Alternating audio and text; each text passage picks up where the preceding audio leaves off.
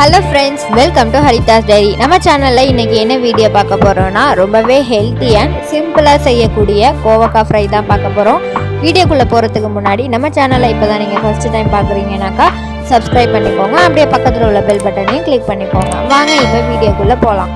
நான் இன்றைக்கி 150 கிராம் கோவக்காய் எடுத்துருக்கேன். இப்போ இதை கட் பண்ணிடலாம். இந்த மாதிரி ரவுண்ட் ஷேப்லேயும் கட் பண்ணிக்கலாம், இல்லை நீங்கள் விரும்பின ஷேப்பில் கட் பண்ணிக்கோங்க. இப்போ ஒரு பேனில் 5 டீஸ்பூன் ஆயில் விட்டுக்கலாம். ஆயில் நல்லா ஹீட் ஆன உடனே ஒரு கொத்து கருவேப்பிலை சேர்த்துக்கோங்க. கருவேப்பிலையும் நல்லா பொரிஞ்சு வந்த உடனே ஒரு 5லேருந்து 6 சின்ன வெங்காயம் கட் பண்ணி வச்சுருக்கேன், அதையும் சேர்த்து நல்லா வதக்கி விட்டுடலாம்.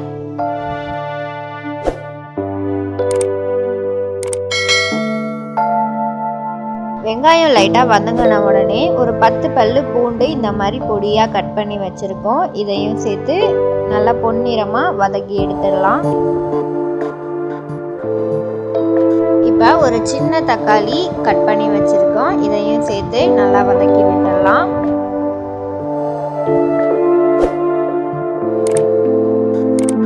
இப்போ நம்ம மசாலாலாம் சேர்க்க ஆரம்பிச்சிடலாம். 1/4 டீஸ்பூன் மஞ்சள் தூள், 1/2 teaspoon red chilli powder, 1/2 teaspoon மல்லித்தூள், அப்புறம் நம்ம டிஷ்க்கு தேவையான அளவு உப்பு, இதெல்லாம் சேர்த்து அந்த மசாலாவோட பச்சை வாசம் போகிற வரையும் நல்லா வதக்கி விட்டுடலாம்.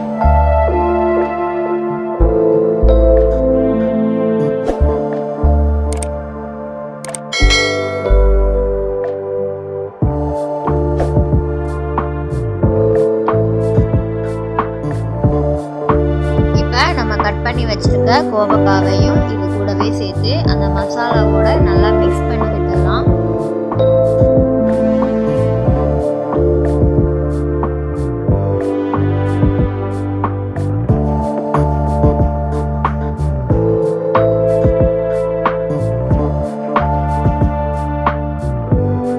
இப்போ கோவக்காய் வேகிறதுக்கு 1/4 டம்ளர் அளவு தண்ணி விட்டு மூடி போட்டுருங்க.